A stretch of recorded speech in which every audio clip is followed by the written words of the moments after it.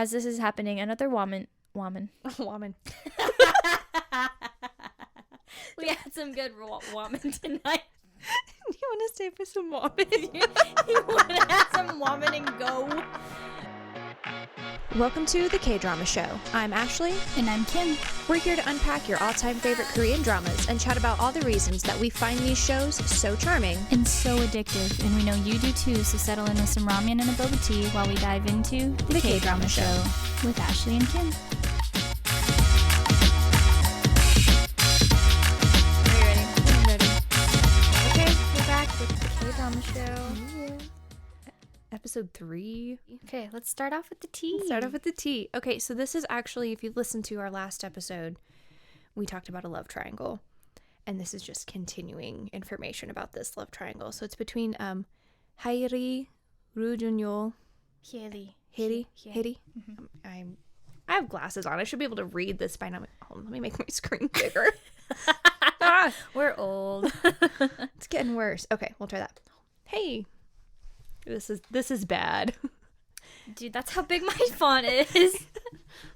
You're fine. I'm wearing my glasses though. Should be better. Anyway, okay. Roo Jun-yeol and SoHee. The supposed love triangle is that SoHee and Jun-yeol were together when Jun-yeol and HyeJi were not, or were still together. They actually had been broken up for quite some time. Now, the continuation of this tea is the fact that HyeJi had posted an apology for her Instagram post of the picture of, like, the palm trees and having the word that was like, or interesting. This post ended up getting deleted, and I don't feel like... She did delete it? She did delete it. I wondered. The apology. She deleted the apology post. And I don't feel like she should have had to apologize for anything. Because she just was like, in this post, she was like, it was just really hard to end that 8-year relationship. You know, after it became public news, yes, they had actually communicated about maybe getting back together. Oh. But then they never spoke again after that. Then, however many months later, when she heard that he had moved on and was now dating SoHee, it made her very emotional. Rightly so. That's almost a decade of your life. Right. So in her whole post, she was just like, it made me super emotional. I'm really sorry for, upsetting everybody. I'm going to be very careful about what I post from now on. But then that got deleted. But at the same time, like, SoHee and Roo Jun-yeol, they're not having a great time either. Because people are following them now. People are getting very invested in their relationship, so it's stressing them out. And like, I saw pictures, and like SoHee, she's just looking at her phone and she's biting her nails. Like, she's very stressed out about all of this, and that's not well. And you can tell just in the way that, like, the tabloids are starting to report on her lately, or not even the tabloids, but like the YouTube recommended videos that I had of SoHee, they're all very negative right now. It's so not fair. Because the people who are upset about this relationship are pushing that narrative that she's not a very nice person. And right. I'm just really hoping that it doesn't hurt, like, her upcoming projects, that people aren't going to start dropping her from things because of the negative PR. Who knows? That has actually nothing to do with the reality of the situation. No, but people are very petty when it comes to who they want to ship, and completely. It's so silly. It's people's lives. So, like, honestly, she like made her Instagram private again. She hid all of her blog posts. Oh, no. And like, so she's just like, I mean, she's trying to cope, drawing into herself. And same with Roo Jun-yeol. Like, he arrived to an airport, but he had like hoodie up, sunglasses on. I think he had like a face mask on. He was just like trying to hide, keep his head down, keep himself out of being recognized. Y'all, stop it. It's not your business. We were literally just talking about how fans can put who they like on such a pedestal that they forget that they're also human beings. Yes. They're human beings, and I'll say it louder for the people in the back. It would be so hard to... Yeah, you don't want somebody to analyze your every single life decision and movement and thought. to stumble in your life, because we all do, but to do it on a world stage, I can't fathom the level of pressure people are under, especially these young idols who are, you know, still in their teens trying to navigate all of this. Early 20s. You don't know anything about life yet. No, especially when you've been as sheltered as you are in some of these programs. You really don't leave your company until you start to tour. Yeah. And then you know the touring and the publicity and all of that. And so you don't actually understand what life is going to have. And so, yeah, so that is the unfortunate tea for this episode, is that people are being horrible to people who are going through something else. And you know what? Who cares if they're dating? There was no affair going on. There was nothing bad was happening. It's just two people that decided they wanted to get together. Move Let's on. Get together. Yeah. Anyway, moving on. Hang on. I'm trying to piece together my recap. Oh yes. We have the recap. That is Kim. Okay, before we get into the recap, Yes. I'm going to throw it back a little bit. I have a bit of like a KCulture tidbit, which is probably old news to most people, but this was brand new to me because I'm an old woman who hardly reads anything culture related, or pop culture related. But anyway, I was scrolling Instagram and I had seen this video that was naming famous K-pop sibling pairs, and saw that NCT's Doyoung was on it. He had a famous brother named Gongmyeon. I'll try that again. Gongmyeon. There we go. Gongmyeon. Okay. The brother Gongmyeon had been in The Bride of Habik Oh. as one of the friends. Okay. But more importantly, he was actually a part of the very first Korean actors group. So you know how you have like singing groups? This was an actors group. Oh, okay. So it's like K-pop, but specifically for acting, called Surprise, but the S is spelled with a 5. So Oh, okay. Yeah. I don't know if you've heard of it before. I have not. So I had maybe heard it mentioned, but never really realized who the members of the group were. So you have Yoo-il, which is the leader, and I didn't really know any of his projects. Kongmyeong, which was the Bride of Habik brother. Kang Tae-oh, who is the second lead in Run On. Okay. And Doom at Your Service. And wait, is he the second lead in Run On? No, in Doom at Your Service. What is he? He's the young rich guy. Oh, yeah. Yeah. The landlord's son. Yes. That works with it. Yeah. Mm-hmm. I'm rewatching that. That's why I'm asking these like questions. Pining for that girl, the writer. Yeah. Oh, he's adorable. He is. And then you have Lee Tae-hwan, who is in W, but also in What's Wrong with Secretary Kim, the brother.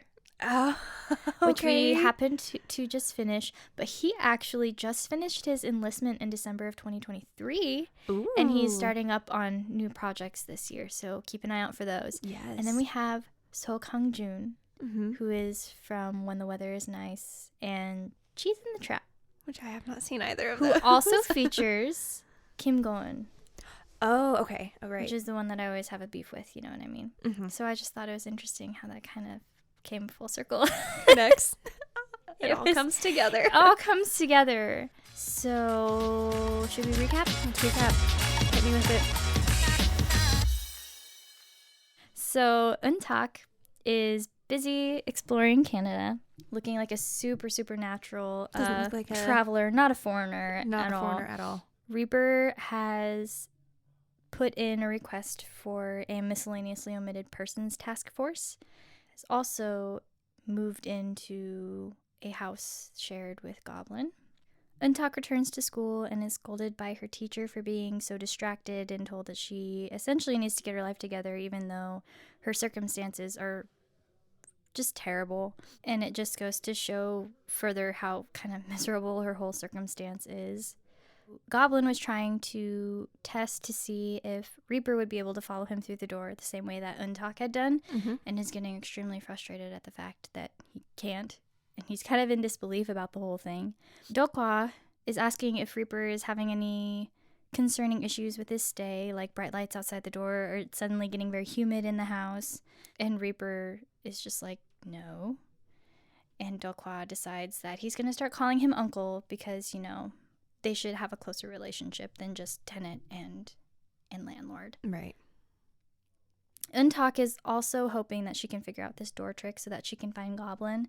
But rather than finding Goblin, she finds the woman in the red dress who gives her spinach and tells her to share it with her family. But as they're sharing this meal, the discussion about the insurance money comes up again, and it kind of comes to blows, and EunTak finally just leaves. No, it wasn't about the money. It was about the magazine of Quebec. Yes. And she just decides to leave, and she goes and cries on the bridge. And Goblin, he is laying like in bed, and he's feeling like, I need to know what's happening. Why can't she do all of these things? oh right, Curiosity will always beat dignity. And then he shows manifests outside of her house. Right. So EunTak goes to a chicken shop to try to look for a job, ends up seeing this very beautiful woman sitting at the table, and they're just kind of brutally honest with each other and decide, okay, we'll have a working relationship. We get the fun Reaper making fun of Goblin in his underwear and the little song. And he's like, Goblin's underwear is sturdy, and he's stretching it, and then he's like, Goblin's underwear is stinky and smelly. Oh, and he did that because Goblin kept busting in and being like, this outfit's better, right? Mm-hmm. I need to look intellectual and put together next time she summons me. We get a heavy thunderstorm in the city, and DeokHwa goes to check on Goblin because we learned that Goblin's mood affects the weather if he's very sad. Mm-hmm. We also learned that DeokHwa was actually aware that Goblin was a goblin this entire time. EunTak is busy living her best life as a working woman. Sunny goes to see a fortune teller that tells her to beware a man wearing a black hat, and she just hopes that he's a handsome man wearing a black hat. So EunTak has laminated the maple leaf that she found in Canada, and she wants to return it to Goblin as a thank you. Reaper is the one who shows up instead of Goblin, which she tries to pretend that she doesn't see him again and uses the whole scarf song and dance. And just when things are kind of looking a little bit scary, Goblin actually shows up and steps in for her and says that he would dare to try to take someone willing to marry a goblin in front of the goblin himself, which just kind of complicates things a little bit for Reaper's job since he has to reap her. She was the one that got away. She asks Goblin if she is the Goblin Bride at this point, and he's like, no, you're not. And that hurts her quite a bit, and she vows to never see him again. But then Goblin and Reaper are at home talking about how she's off limits, even though she can't see the sword. EunTak is in a bookstore trying to do research on her future husband. Boyfriend. I'm looking into my boyfriend. And she ends up tucking the maple leaf inside one of the book covers and putting it back on the shelf, which we see removed by DeokHwa. Back at the house, Goblin is busy steaming up the house because he's throwing a bit of a tantrum. And DeokHwa gives him some really great advice to just hurry up and apologize and use his credit card to make it all better, which he would also Goblin like his card back. Which Goblin responds to by tying him up to a pillar. Goblin and Reaper are both like lurking around each other to try to get to EunTak. Mm-hmm. She is busy going around knocking on brick walls trying to find that woman ghost who approached her outside of the school. She does finally find her and takes her to an Ajumma who explains the story of how EunTak and her mother were saved by Goblin on the day she was born. And EunTak realizes that maybe she is just a bonus life in that he doesn't actually owe her anything at this point. Reaper and Goblin are busy sharing a meal, and plates are going flying yet again. It's beautiful. It gives me life. It's hilarious.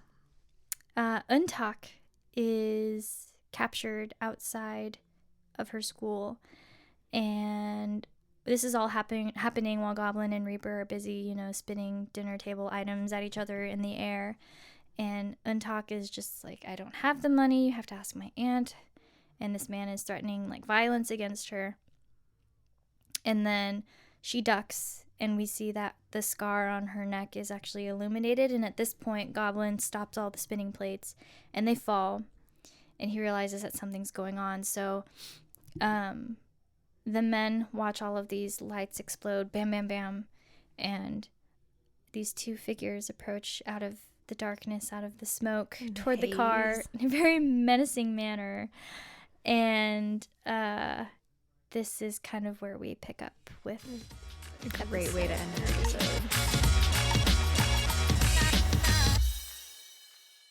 We're starting exactly where we ended with episode 3. And so Goblin and Reaper are walking down the road. The guy driving the car that has the other kidnapper and UnTak just decides to go for it. And as he stomps on the pedal, we just see this blue light go right down the middle of the vehicle.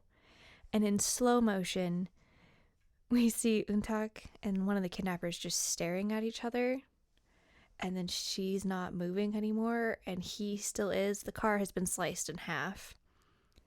And she's just staring, watching this happen, and just watches the car go and then fall on its side, trapping the men inside. And she's sitting there just like, huh, what? And Goblin opens her door for her and is like, okay, get your stuff, and it's time to get out. And she just like stares at him for a second like, what did you just do? On the other side, Reaper's holding the car up. Like he's just leaning against it, just casually holding the car up. And UnTak kind of just falls out of the car. You know, Goblin catches her and says, you know, are you hurt? Well, when this car had been sliced in half, we see on the back end of the vehicle, Goblin has this sword. Mm-hmm. And he had sliced the car in half. And she's like staring at him still, like trying to understand what just happened. And Reaper moves away from the car and makes that half also fall over, which scares her and basically like jumps in Goblin's arms like, what is going on around me? And he's like, are you hurt? And she just pulls back and she goes, am I hurt? How can you ask that when you sliced the car like that? Like, hello, I'm right here. Like, you almost got me. Yeah. And he just takes her scarf and wraps it around her neck and is like, okay, I need you to wait here. And he's making his way to the other half of the car that... Well, she's like, are you going to kill them? You're not going to kill them, right? He goes, no. But I'm going to make them wish that they were. Yeah. Like, I'm going to show them how angry I am. And Goblin jumps on top of the car and looks at them and says, this road will now disappear for 2 days. No one will find you because this road will be invisible. And when you are found, it will be by the police. And you're going to wish that you had died.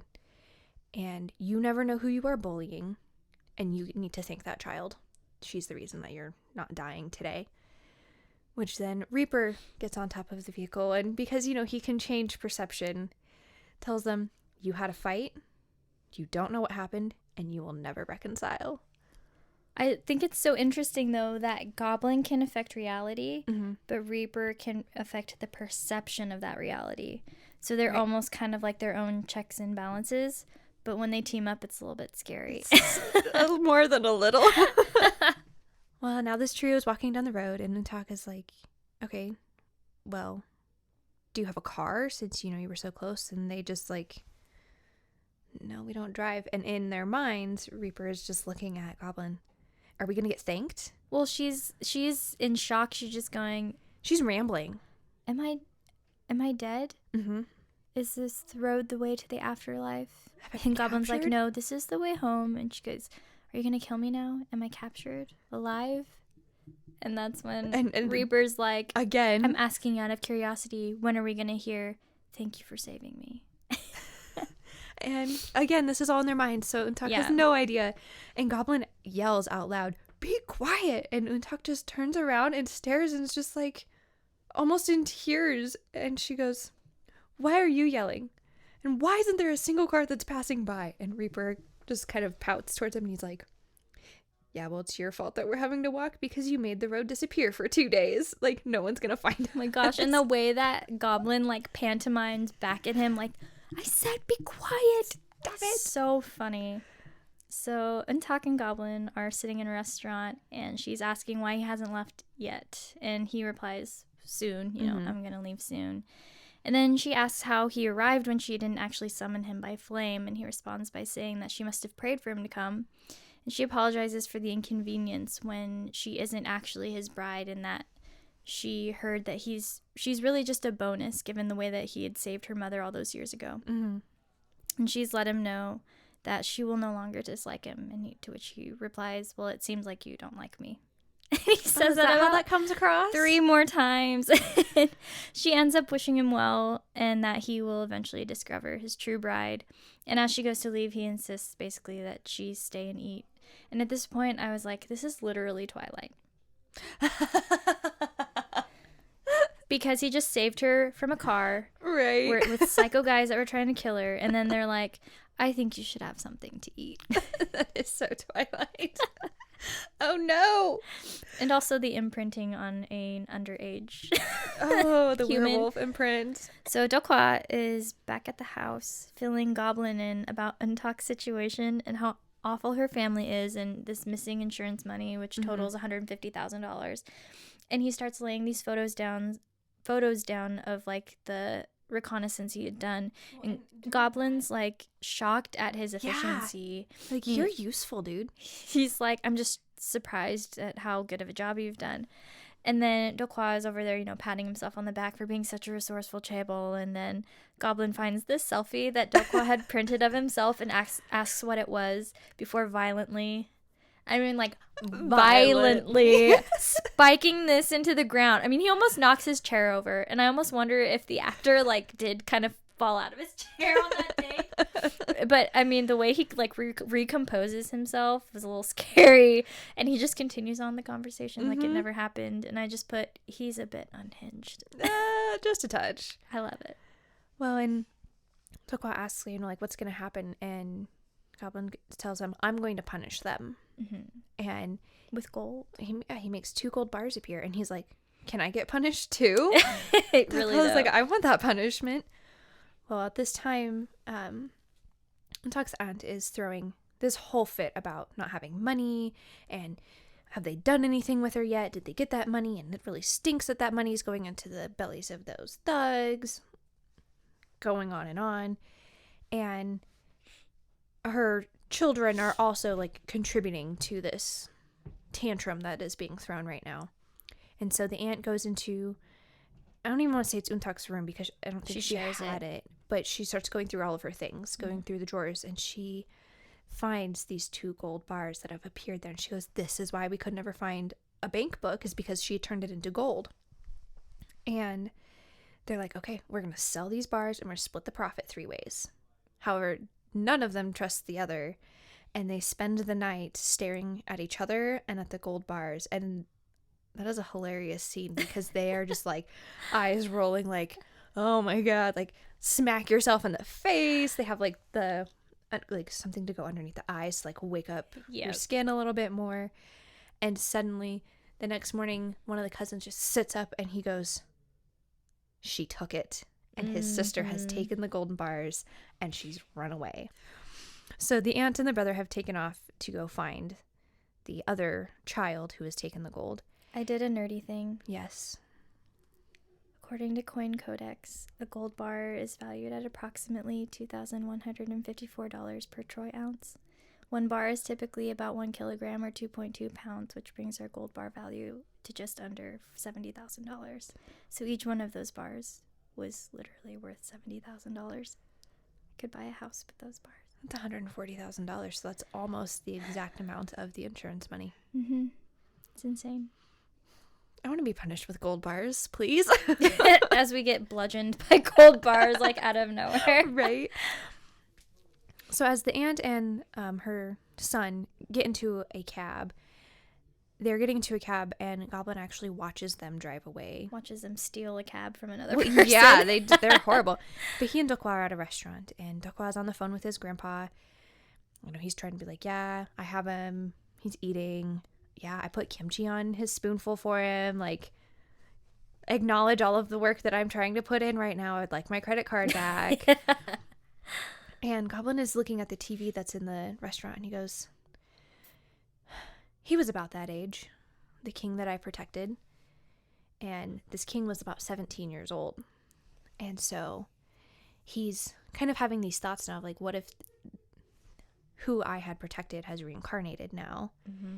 And so he's back at home, and Goblin and Reaper are watching, I don't know if it's supposed to be like a variety show or just like different Music Bank, something like that. Yeah. And it's like MTV back in the, you know, when it first came out and you actually saw music. And he's like asking Reaper, he's like, can you tell? I think it might be him. And maybe he reincarnated to him, and, you know, because it's a guy group that's singing. And Reaper's like, I don't know. I have to touch him in order to know. And it switches to a girl group, and Reaper goes, you know, the king may not have reincarnated as a man. And Goblin's just like, I can forgive. I'm ready to forgive now. And he starts dancing along with the girl group. Well, and then Reaper's like, I thought it was a rage of 1,000 years. And then Goblin goes, he must have had his reasons. I'm like, ugh, stop it. What is it with you and young women? Weirdo. It is. He's like, but Reaper's again like, dude, I cannot tell you anything unless I have physical contact with a person. And so, but this also explains, though, why he refuses physical contact with other people, because he'll see all of their past lives if he comes into contact with them.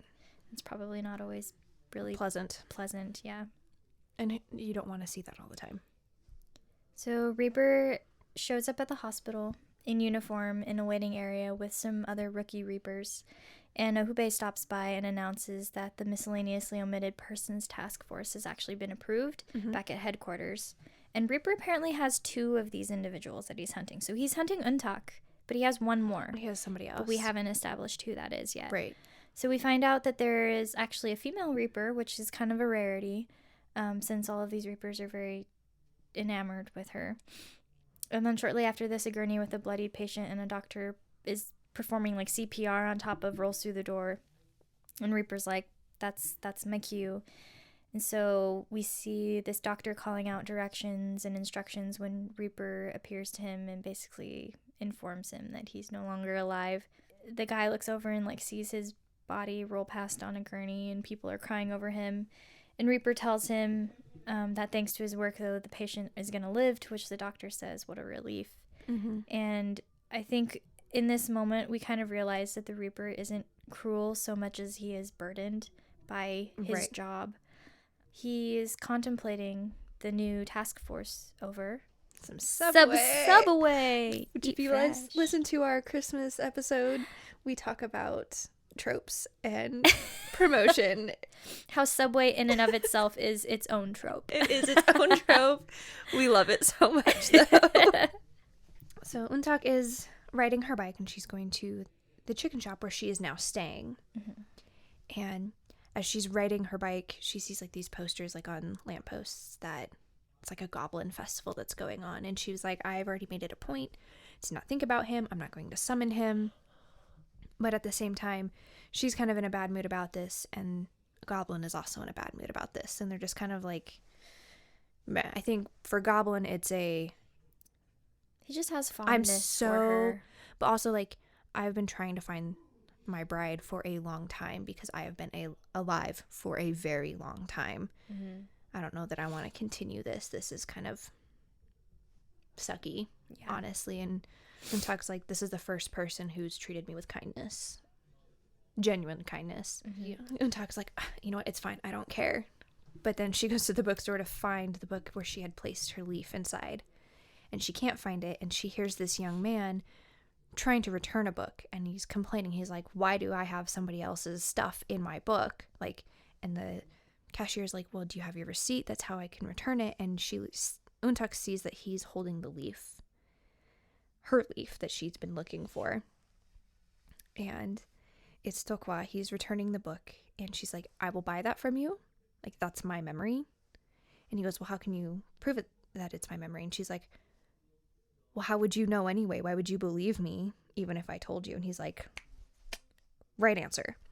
So he ends up selling her the book, and she gets it she tries to say that it's a used book and get it for a little bit of a cheaper price, to which DeokHwa just takes her money because he also has no money at this point. And he returns home looking for his uncle, and he sees that his grandfather is standing in the living room, and so is Reaper. And it's very awkward. He's like, "Oh, who are you?" And he's, trying to silently beg Reaper, "Hey, I need your help. You got to cover for me here." And well, Reaper looks like he's a toddler that got his hand slapped out of the cookie jar. yeah, He looks so pained. Just so tiny in that moment. I don't know what to do. The harbinger of death is being scolded by a HyeJi. Yeah. And he's just like, And so DeokHwa's, "Oh, you must be friends with my uncle." And he's like, "Yeah, sure. Okay." And Goblin walks out, and Reaper looks at him, and he starts waving. Well, no, he very sheepishly just points at him and says, "Oh, yeah. I am that person's friend. I came to visit." And Goblin actually has the audacity to let his jaw drop a little bit. He just goes, "Do you remember that?" Yes. And I was like, oh my gosh. But then DeokHwa says, "You must have come to bid him farewell since he's leaving soon." And Reaper just pathetically waves at Goblin, who also pathetically waves back. And Reaper says, "Farewell. I hope you stay healthy. Don't ever come back. I hope you stay there happily ever after." And Goblin plays along. He's like, "Bye. Thanks for coming. We aren't friends. Get out of my house." And then he and DeokHwa are just chilling on the front step because they've been banished from a goblin's property. Right. Reaper reminds DeokHwa, though, as they're chatting on the front step, that if Reaper were to get kicked out, then he gets DeokHwa's soul. And the ice on the step starts to creep toward DeokHwa. And he's just like, "Oh boy. I'm sorry, I'll fix it." But then Goblin kind of interrupts this moment, of male bonding, to invite Reaper back into the house. But DeokHwa is kind of banished to his own house to be punished. Well, and Goblin tells Reaper, the score is now 1-0. Yes. And then DeokHwa's like, "Okay, well, can I come in too?" And he's like, "No, go home to get scolded. Yep. You don't get to be part of this." Goodbye. So Goblin's in a great mood after, getting one up on Reaper, nana boo boo, childish behavior. And he's walking into his room from the shower. And he's about to take a step and looks down, and one of the rugs in red says, "Good night," and then has the score of 1-1. And it's written in red. And Goblin falls down, panicking. He's like, "It's horse's blood, isn't it? I'm sorry. Reaper, I'm sorry. Can you clean it up, please?" He's 9. Wow. Even magical beings get unsettled by red writing. So EunTak is at work, and her boss, Sunny, comes up and asks her, "Have you been sleeping here?" And EunTak's just like, "How did you know? I was wanting to tell you." And her boss just pulls out her toothbrush. She's like, "I don't brush my teeth here." And then she pulls out this pile of notes that EunTak had, I don't know how many times she tried to write it out of "I'm staying here, I'm sorry," just trying to find the right way to put it into words of I just need to stay here, I just need refuge for a bit. I have literally nowhere else to go. And her boss just is like, "Okay, you can stay, but go clean up, out a sauna. Here's your paycheck, and we're gonna go week by week, because frankly, I don't know if I can afford much more than week by week at a time." And she then asks her, "Will you grill some squid for me?" Because then EunTak, I don't know if she's gonna go to school or study, maybe go to the sauna. And so she's out back, and she's grilling, and she's getting kind of distracted and of thinking about the last the last time she was saved, of when Reaper had shown up. And then the squid catches on fire, and she's like, crap, trying to blow out the flame Just instinctively. right. That's normal. That is normal when you have food that catches on fire and you go trying to get it out. Yeah. Not a cigarette in a trash can like last episode. Different situation. Different situation. But she blows out the flame and then just goes, no, please cancel that. Please cancel that. I did not want to do that. And at the same time, Goblin is walking through a bookstore, and he has a book, and he's looking at it, and he notices it has started to smoke, and he just gets this little smirk on his face of like, I knew she couldn't hold off. So he asks her, why did you summon me? And she's like, it was a mistake. I wasn't trying to. I love, though, when he shows up, before she, like, turns around, he's, like, trying to find the most natural pose. And he's, like, crossing his legs a certain way, putting himself, against the wall. like, do I open the book? Trying to look all cool. It's not working. No. Because I think she might have even caught him of, like, trying to. Yeah. Like, nah, dude. For it didn't sure. work. But she asks him, why haven't you left yet? Like, also, what is it exactly that I'm supposed to be seeing that makes me have effective value? Actually, right before that, though, she tells him that it's an accident, and he gets kind of butthurt about it and starts to stomp away. But then she stops to ask him something, and he interrupts to tell her that he's not going to give her $5,000 or opik manwon, which sounds like kopik, which is confession in Korean. There's a lot of homonyms that happen, and in this episode in particular. Yes, and whereas we don't have as many in the English language, you kind of tend to know. I mean, it's definitely context, but it's not like I hear that and be like, oh, I'm thinking a totally different, like, we don't have them where it's like $5,000 and confession. Like, I don't think we have any that are quite as close, or like you just know whatever context you're speaking and that's what they're talking about. I'm sure there's some out there, but none immediately come to mind. Yeah, right now. At this moment, anyway. He starts to walk away, and she's like, wait, I have something to say. And he's like, why are you trying to talk to me every time I try to leave? Yeah. And he gets all huffy. And he asks her, are you going to claim that you see it if I tell you what it is? And she was like, no, I'm not going to say that I see it even if I do, because I really don't need you asking me if I want anything or giving me meat, because that will just be very tiring, and I don't like you. And he goes, okay, well, do you see anything that is unique or painful? And she goes, oh, that. And she just turns and starts to walk away. And he goes, do you want to go eat some meat? And she's like, okay, yeah. Like, what a great idea. You just said that you don't want him to ask you. It's starving student. We've all been there. You take whatever handout you can get. That's true. We're not starving students, and we will still... I'll still take anything you want to feed me. It's great. If you want to feed me, I am down. So they go for some meat, and she is very happily munching on every single bite that he cooks. That looked delicious. It did. And he kind of gets annoyed with her, and he's like, do you see anything? And she's like, are you getting mad at me?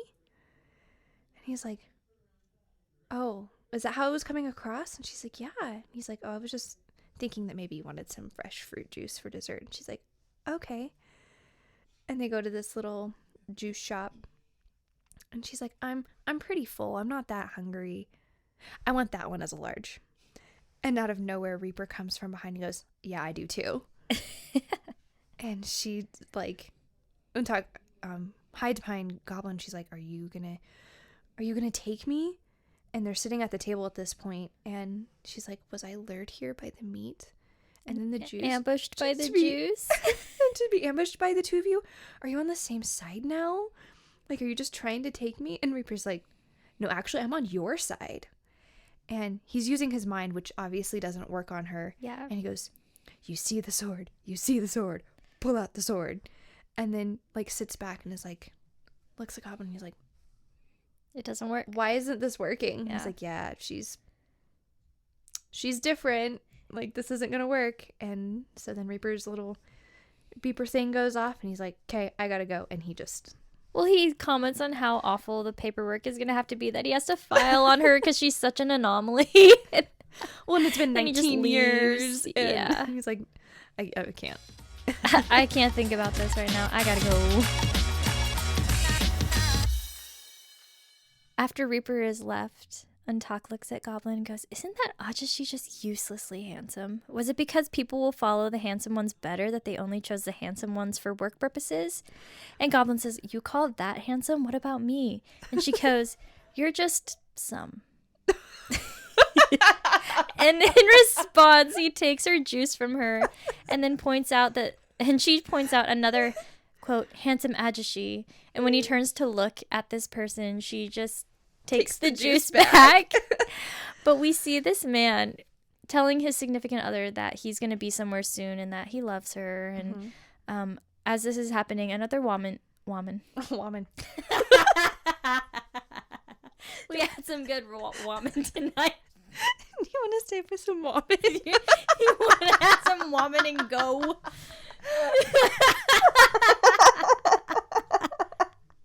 That Wascally Wamen.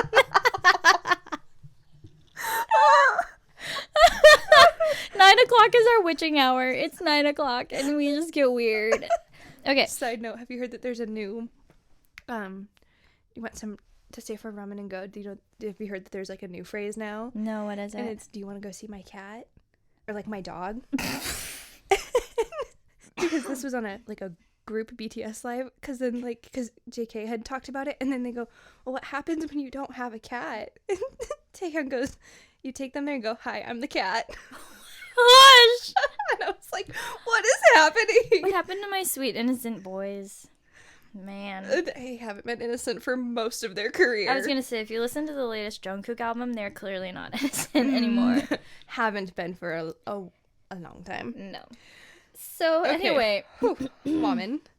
The woman. Stop it. The woman. She walks in also talking to her significant other when Goblin basically is spinning reality to cause like a meet cute. Mm-hmm. And the two just keep getting like their clothing and their bag straps tangled around one another. And she eventually gets shoved into his arms in this like super romantic movie-esque style catch. And EunTak starts to cheer for them to kiss.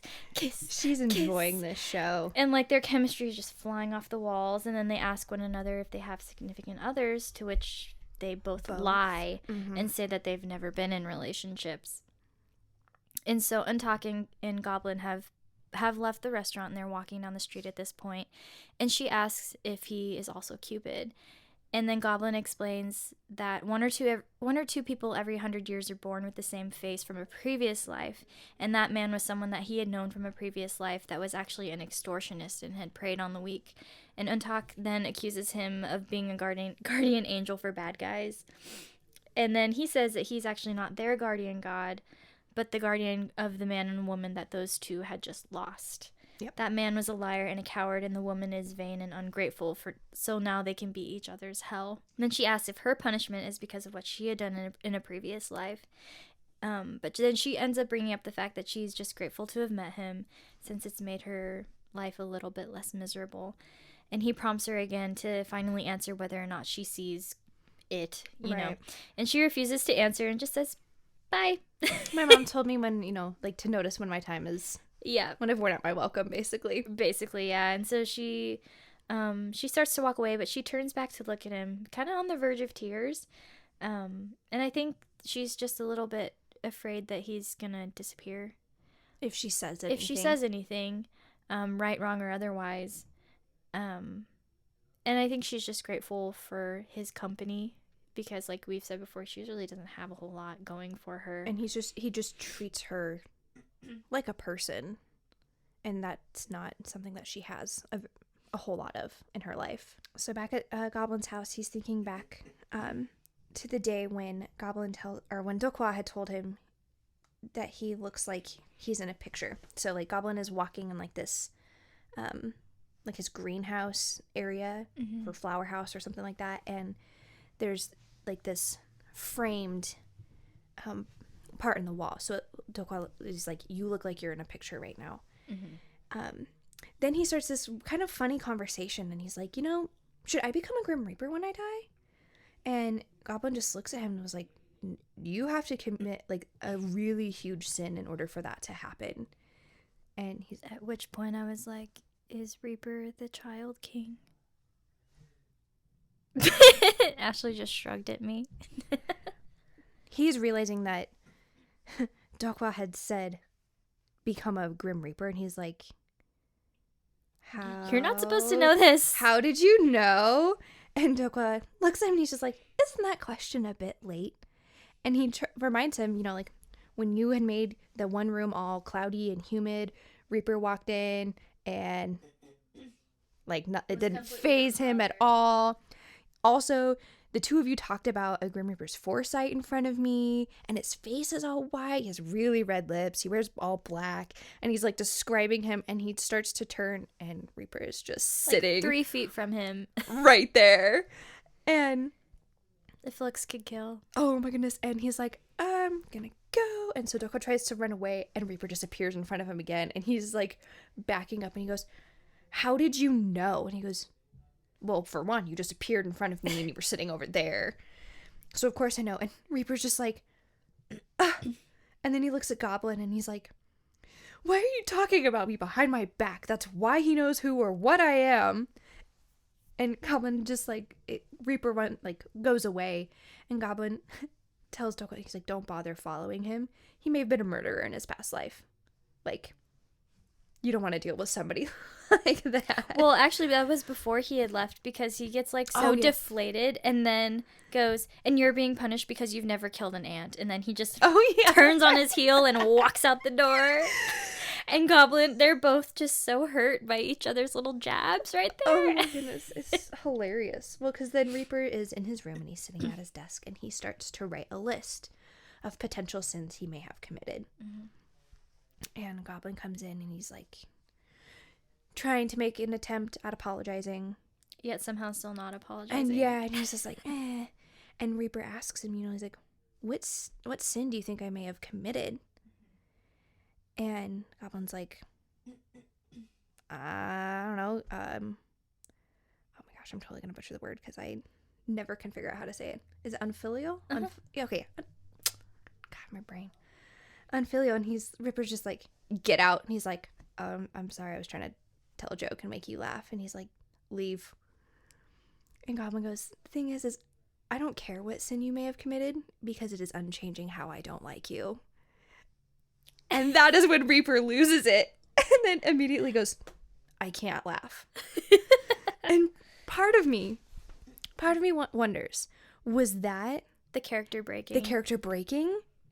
Or was that a scripted thing of like, that is actually funny, and then just being like, no, I'm supposed to be this very, like... I had the same thought. And so I was like, I really hope that was the character break. Just seeing the dynamic between the two, I almost wonder if when they got so far into it, they said, just improv on some of it. We'll see what happens. Probably. Because that very much felt like some of it could have been, you know what I mean? Just breaking a little bit. Just their chemistry is just so spot on. I told you, this is the best relation, like, it is duo. Truly like two brothers that are just antagonizing one another, but actually are really fond have each other's of back. Other. Yeah, it is. Yeah. I'm the only one who can pick on you. If anyone else picks on you, like, they're dead. I will end them. So DeokHwa pulls up outside the chicken shop, which apparently he inherited when he was 8 years old. Mm-hmm. And it also just so happens to be the shop that Sunny runs. Before that, DeokHwa is with his grandpa, and he's updating him on the uncles. Saying, they're getting along. I really think they like each other. And his grandpa is like, yeah, in their long lives, we are just passerbys. Oh, right. Passers-by. And DeokHwa's like, you knew? And you didn't tell me? And he's just like getting annoyed with his uncles. And his grandpa just looks at him and he goes, straighten your arms. And he's doing a squat with his arms up as his punishment. His scolding. And DeokHwa just looks at him and he's like, there's no way I'm your actual grandson because you would never treat your real grandson like this. But Reaper gets caught by Goblin trying to leave the house, like sneaking behind him to go to the supermarket. And Goblin tells him that his lies are just getting worse and worse. But Reaper actually has a shopping bag in his hand, prove it this time. They end up going shopping together since Goblin doesn't trust Reaper to not use the time to go after EunTak, but reveals that he's rooting for her to be the Goblin Bride since that means the Goblin will die. Mm-hmm. And then Goblin lights on fire like he's Hades from Blue Hercules. Flames, yes. He just has this burning anger. And when Reaper reminds him that there are all of these witnesses around, he just extinguishes it. But Goblin makes Reaper promise that if he leaves, he's not going to try to take EunTak away. And then Reaper actually looks kind of sad that Goblin is actually planning on leaving. sort of deflated that, we had a good thing going here and you're just gonna abandon me. It's somebody that I could harass all the time. But they've done all their shopping, they've checked out, they've paid. And as they're walking out of the grocery store and they pass through the threshold of the door, Reaper realizes that he's standing outside the door alone. And Goblin is suddenly outside of EunTak's house. Mm-hmm. And he is trying really hard to hide, like, this little smile as EunTak walks through the front gate of the house. And she, like, yanks him away. Like, what are you doing here? You're gonna You're get supposed caught. to be here. And we find out that EunTak actually hadn't summoned him. But Goblin's thoughts of her had actually brought him to her. Mm-hmm. And she's pretty pleased by this. Oh, that absolutely. He had been, thinking about her. So he tells her that her family has disappeared and that it's actually safe for her to go back into the house and she doesn't have to sneak around like this anymore. And EunTak had gone back to the house for the reason of finding the bouquet that he had given her of the buckwheat flowers when they had first met on her birthday. Well, yeah, then he tells her goodbye, and he starts packing. And as he's packing, he kind of stops. He picks up the lid of this little box, and we see that there's a scroll in it. And, it kind of just pans away from there. And then we transition to Reaper walking down the street. And he is stopped by a woman, who happens to be the woman in the red dress. And she's asking him, do you want to buy a hairpin? And he's like, no. And she's like, well, do you want to buy a hairpin for your lover? And he goes, yeah, I don't have one of those. Which further supports my argument that he is actually the king. And he just is like, yeah, no, I'm good. And she's like, well, you could get one for the lover that you don't have, but could. And then she also picks up a mirror and she's like, or you could get one of these. And she uses the mirror, like a little hand mirror. A hand mirror with the sun, and makes that light fall on the green ring that we had seen in episode 1, the Jade ring. Well, she flashed it into his eyes, and then to get his attention. He lost all perception of color except for the red and the Jade ring, like we saw at the very beginning. Right. And he's bending down, and he's looking, and he goes to pick up the ring when it is picked up in front of him. And we see that it is Sunny, EunTak's boss, and she has picked up the ring, and she's like, looking at it, and she goes, how much is this? And then we see Reaper's face, and he's just staring at her, and he just has tears running down his face, and she goes, why are you crying? Like, is it because of the ring? And he, like, mutely nods his head, like, uh-huh. And she's like, well, do you want me to concede this to you? And he's like, same thing, nodding his head. And she's like, okay, fine, but not for free. We have to exchange phone numbers. And he's just like, I don't have a phone. She's like, okay, well then I'm going to cancel that concession. And he's like, no. You write down your number and leave the ring, and then I'll call you. And she goes, okay, fine. We need to know each other's names, though. And she does this whole thing. It's kind of like when we were first introduced to her, like, takes her hair and just flips it and just, like, reaches out her hand. I'm Sunny. And he looks at her hand, looks at her, takes his hand and shoves it inside of it, the front of his coat, like, don't touch me. Nope, can't touch you. And he just goes, Seonhyo? And she goes, no. You know what? It's a nickname. It's fine if that makes it easier for you to get. And he's still just staring at her, and he still just has tears kind of just rolling down his face. And the lady in red just goes, okay, cash, card, like, who's going to pay for this? And then we see behind the table, and there's this little mirror that's the same mirror standing up there, and we see the reflection, and it is the old woman from episode 1. And she goes, it doesn't matter who's going to pay, because both are going to end up paying an expensive price. And this is a point where I was like, I thought she was a good guy. But apparently Reaper and Sunny have entwined fates at this point. That's pretty obvious. So Goblin is seen looking at the scroll that he was opening up earlier, and it has an image of the queen on it, and he starts to reflect on the funeral that he attended on the day that he was resurrected. which must have been in honor of the queen, or do we still not know? We still don't know at this point. So he found the scroll after he'd returned to the palace and taken it with him, and then proceeded to just set fire to the entire palace as he left. Well, when he finds the scroll, he just started crying when he saw the scroll. And he has the flashback of the last interaction they had of the queen saying, "I'm fine if this is our last moment, then it's fated to be go to your king." So EunTak is busy at work trying to ignore the brick wall ghost, who is angry that EunTak is not paying attention to her and starts to threaten to kill Sunny. And like moves to like creep over toward her, and then Sunny has this sudden outburst of rage over her interaction with Reaper, and it's just like, why hasn't he called yet? I'm gonna kill him, or something like that. There was some names. There were some select words in there that even Vicky decided to bleep out. Censor. And then the ghost is like, never mind, she's really scary. I'm gonna go. I'm gonna leave now. I'm good. But Reaper evidently has still not called. And we see that he is back in his room with the ring on his desk and a slip of paper with Sunny's number and a lipstick kiss. 'Cause she says, the end of every phone number is... You have to sign it off. Yeah, is a kiss.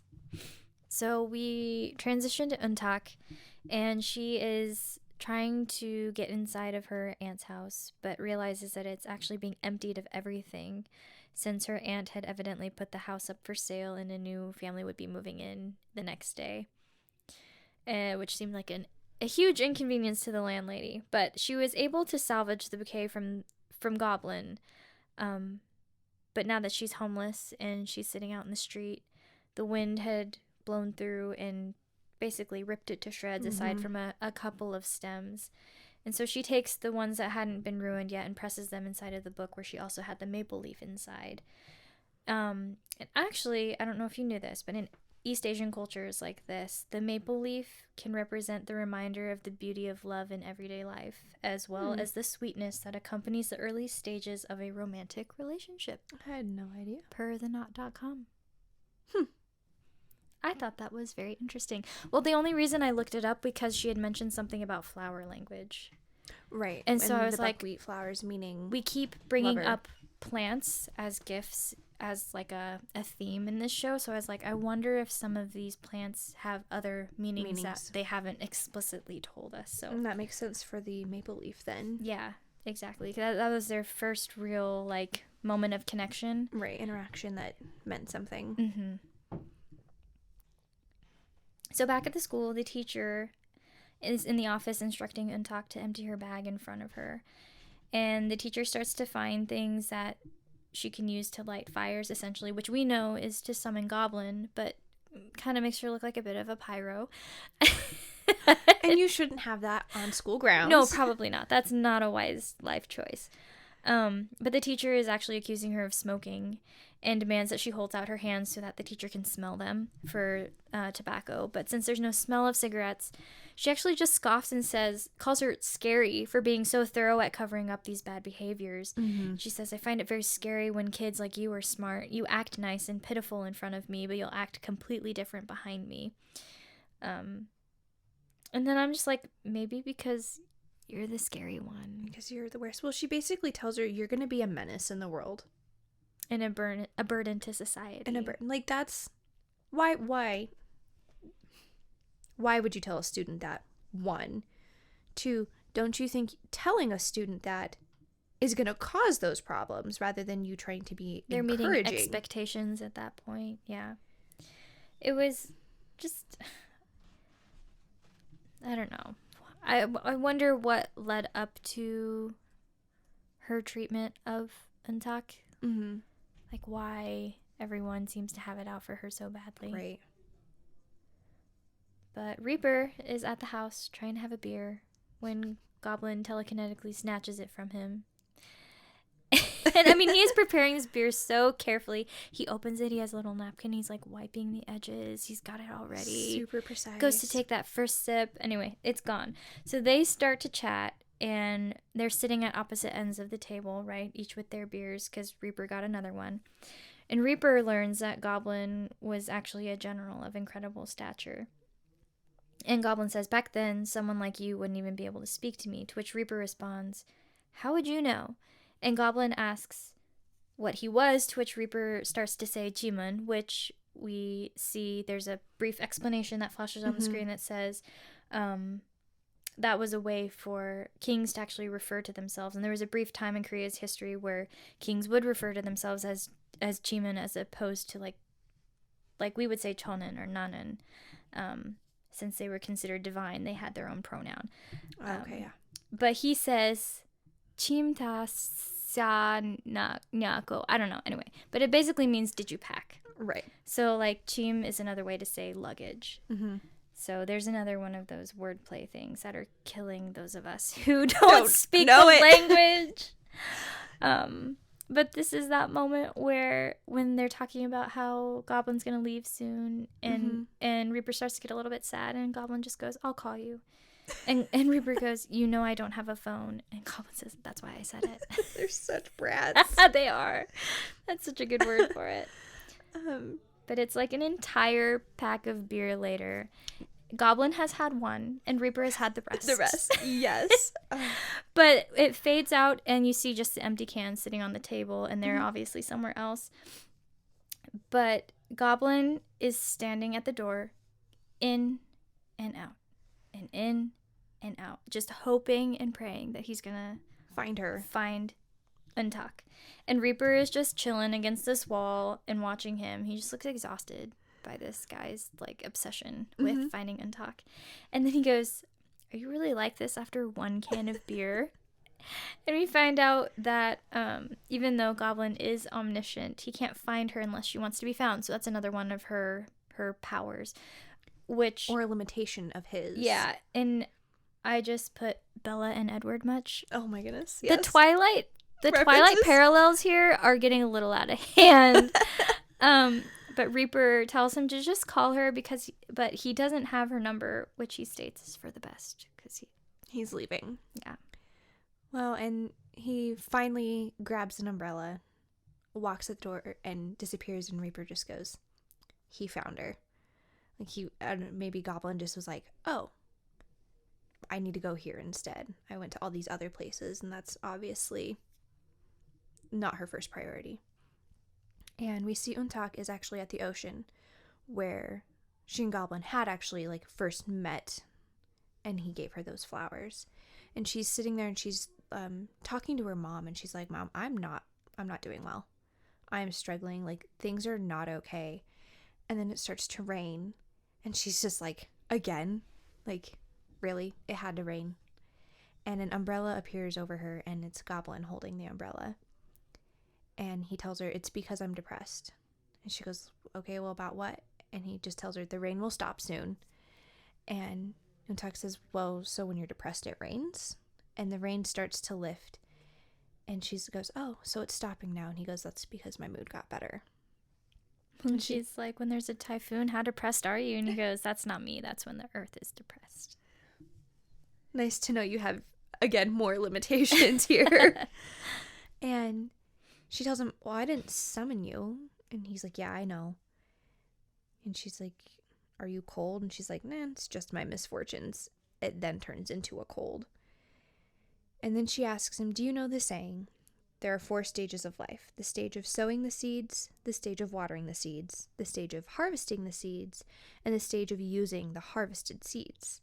And Goblin just kind of looks at her and is like, how do you know what the Reaper says to people? And she goes, I have been a Goblin's bride for 19 years. I hear the ghosts. So Goblin tells her to mourn.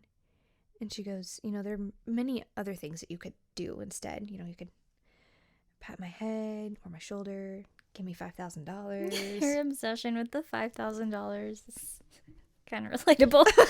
Same. And she reaches into her backpack and she pulls out the leaf from Canada and gives it to him. And he pats her on the head and she's like, well, what was that for? And he goes, I patted you on the head. And like, this is my goodbye because I'm leaving tomorrow. And with that, the rain picks up again and rains harder. And at the house, Reaper's like, again, confirming, you've packed, right? And he's like, yes. Like, why do you keep asking? He's like, because it makes me so happy to hear it. Like, I'm enjoying this. And they're sitting like on the couch, like next to each other, kind of like they're watching TV, but also like just hanging out. Mm-hmm. And the doorbell rings, and Reaper goes, hey, you got a text? And he goes, no, that was the doorbell.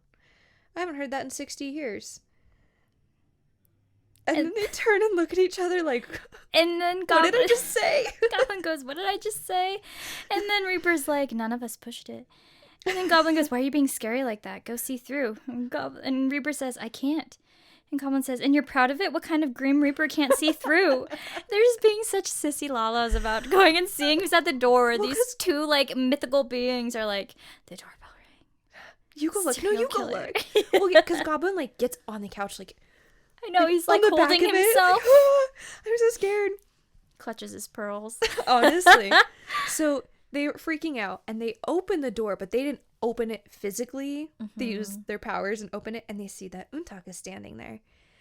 And so Reaper is the first one to walk out, and he goes, do you have an appointment with me? And she's like, I thought this was somebody else's house. I'm sorry, I'll go. And she turns around to leave, and Goblin is standing right behind her. Mm-hmm. And he goes, what are you doing here? How did you find where I'm at? And she's like, I asked the ghosts. That's how I was able to get here. And she goes, I'm here to answer your question of what I can see. But if I answer that, I need to know, 1, do we have to get married right away? 2, can I have the $5,000? And 3, will you not leave? Like, can you stay? And he goes, well, do you really see it then? And she tells him, well, which one are you going to do? Like, I want to know my answer. And he doesn't. He just looks at her, and he just goes, you can't see it. And she just points and goes, I see it. The sword. And we get thunder.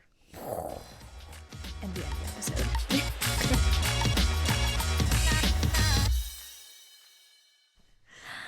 So, I had some predictions before we get to character of the hour. Okay. Let's hear them. And I swear I came up with these before I watched the end credits because it was basically just the end credits. But right.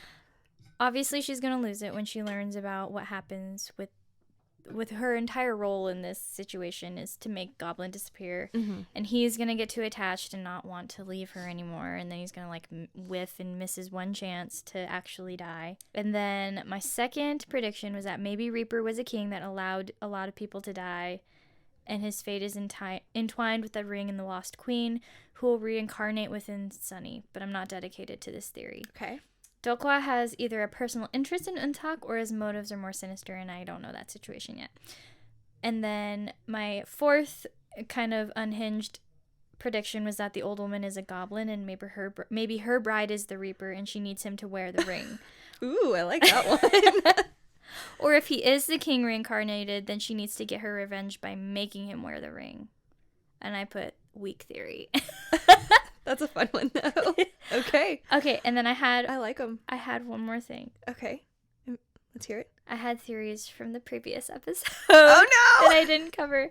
So, the way she summons him is by extinguishing a flame with her breath. Mm-hmm. He is covered in flames himself, so she has to extinguish his flame. So that feels symbolic. Mm-hmm. And then the way he described his relationship to the child servants maybe is similar to the way he views EunTak in this moment, kind of like the Jacob and Renesmee thing. Mm-hmm. Still really cringy. Of like I will be your uncle, then your brother, then your son, then your grandson. Yeah. Type of, okay, yeah. Yeah. So I also had to state a correction because I think last time I said that red symbolized like death or bad luck. And actually it tends to symbolize power and authority. Oh, I guess that would make sense then of like why in historical. Yeah, well, like the Chinese flag is red and right. And well, even in historical dramas though, like the king or the queen, it's considered, or royal families wore more red. It's considered sacred, yeah. So okay, that makes sense. It's even believed to have like shamanistic powers to ward off evil spirits and bad luck. So I do still stand by my original theory that red is symbolic of blood in that situation. Mm-hmm. But interestingly, I went down a rabbit trail. Blue symbolizes life and hope, which is interesting for the goblin's flame to burn blue when his punishment is so devastating. But we do not know that this couldn't have implications for like EunTak, like her hope, basically, and for Goblin down the road. Mm-hmm. And then I went down a deep, dark color theory hole at this point. So thank you, dopelycolors.com. Red is a color traditionally worn by brides in Korean, hence the red scarf on EunTak. Okay. And it represents fire. See, I knew they did that in Chinese culture. I knew red was what the bride wore. Yeah. So I guess that makes sense, yeah. this is interesting. And then blue is often paired with red in weddings to bring the yin and yang elements into balance. So we have blue flame, red scarf. The Korean flag. The Korean flag, yes. My next theory. Oh, wait, hang on. Back to the colors. Mm-hmm. Olbangsik, which means the 5 position colors, is a color scheme of the 5 Korean traditional colors, which is white, black, blue, yellow, and red. So my theory, blue is Goblin, red is EunTak. Mm-hmm. Black is the Reaper. White is the butterfly, which I also think is the Ajima. Okay. Hence her age and the white hair. Okay. Yellow is Sunny, who is also the queen. I mean, and her name is Sunny. And her name is Sunny. So yellow would make sense. Those were my unhinged theories I like your unhinged theories. for the day. They're fun. Character of the hour. Ooh. Mine's Reaper. See, we're going to go back and He's forth between freaking Goblin and Reaper for hilarious. so many episodes between the two of us. I mean, this one in particular, I just feel like we got to see Reaper's personality in a way that we didn't before. Well, and he plays along with DeokHwa and just like is like, yeah, I'm here to see that guy. That guy's my friend. Well, he's totally, he's humanized in this episode, I felt like, because he's not just the big bad anymore that's after EunTak. He's just like, we know he just had a job to do. Like, Right. he's trying to bring life and death and all of this into balance. That's his job, ultimately. It's not to take people away. take people away. No, death is a part of life, and he's just there to oversee it, essentially. Mm-hmm. So I think it did a good job of throwing him a bone, making him seem like less of a villain. And even the very beginning of the episode, he went with Goblin. He didn't need to go. Right.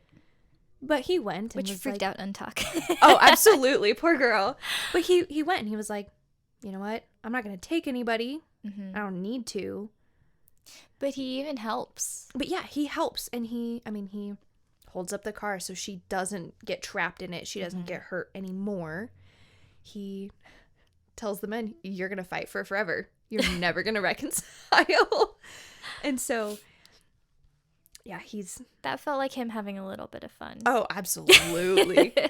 But then, when he gets Goblin and puts on the rug, good night, 1-1, in red, and freaks him out. And yeah, I was looking at Reaper for my... They're living their college days 900 years too late. Absolutely. And yeah, I love Reaper. I would agree of him being the character of the hour. He's just... I've said this already. Goblin and Reaper are probably going to be our character of the hours back and forth a lot. Yeah. And that is first episode when I told you, said this is my favorite pairing. Their relationship and the chemistry that they have created with that. Yes. Carries over into real life as well. And they're actually really, really good friends in real life. So that just makes... I think real life carried over into the show. I don't remember who met who first. But I'm just saying, like, because they were in real life, they had connected so well as people that it played into the screen, and it's just perfectly the best. It really is hilarious. Great. I thought it was so good on Bad and Crazy. Maybe Lee Dong-wook is just like a great person and always hits it off with his coworkers, because I have not been disappointed yet. So. Absolutely, I would agree. Now I'm gonna have to watch Nine-Tailed, because yes, and you should, because there's a season 2 of that, and it's is there? Yeah, it's Tale of the Nine-Tailed in 1938. Ooh, it's so good, and it still has him. Mm-hmm. Okay, has all of the same characters except for one. Okay, it's very good. Who is probably like human. There's other humans in it too, though. But I meant like you just have to watch. I will not spoil. It's like Kyongsong, but backwards. A little bit. It's funny because I was thinking, like, in Bad and Crazy, he was kind of always a sleazeball. I mean, he grows out of it at some point. Right. But you never really look at him like you look at his second personality being like handsome or, you know, attractive in that way. But then like in this show, he's so much more attractive because of like his demeanor. You know what I mean? Even though he's the exact same person, he didn't get more handsome. You know what I mean? But he appears more attractive because of his demeanor. And the characteristics that are being presented, and I feel like a lot of them are probably his real life characteristics. Yeah. Of he plays the deadpan so well. Oh my goodness, Like it's so funny. So well. So funny. Okay. That was episode 3. That was final thoughts. I am at that phase in where I'm watching a new show where my ADHD brain is just like spitting out theories 100 miles an hour. Hence we should probably call it Kim's Unhinged Theories. Yes. Let's do it.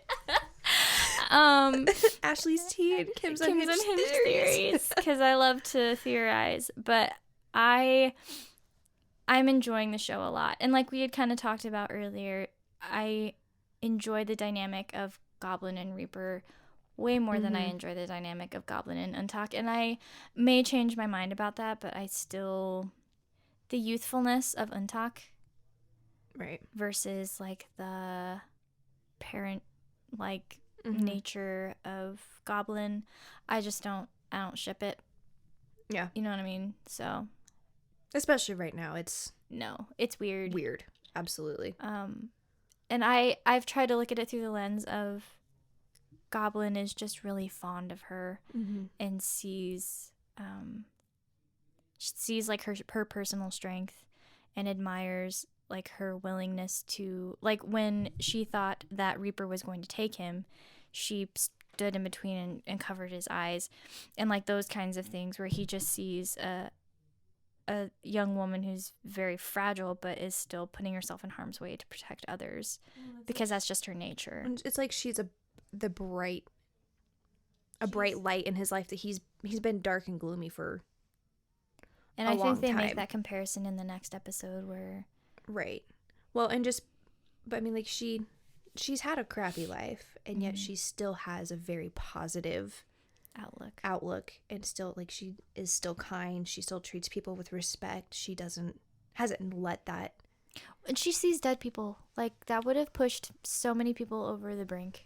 Oh, and quickly. Yeah, if I saw dead people, I would think that you were dead too. I would be dead. I would no longer be on this earth because my soul would have left my body. All right, well, we'll be back with episode 4 next week. Next time. Next time's probably the better phrasing. If you haven't already, you should go check out our 100 Days of Podcasting video on YouTube, which we will link in the show notes. Gotta remember to link in the show notes. I will remember to link in the show notes. That is my job. Yeah. Like what you're hearing? Go ahead and hit that subscribe button so that you don't miss out on any new episodes. We'd love to connect with you on our Instagram at the KDrama Show. For more behind-the-scenes content, be sure to check out our YouTube channel. Links are in the show notes. Thanks for hanging out with us on the KDrama Show with Ashley and Kim, and we'll see you next time.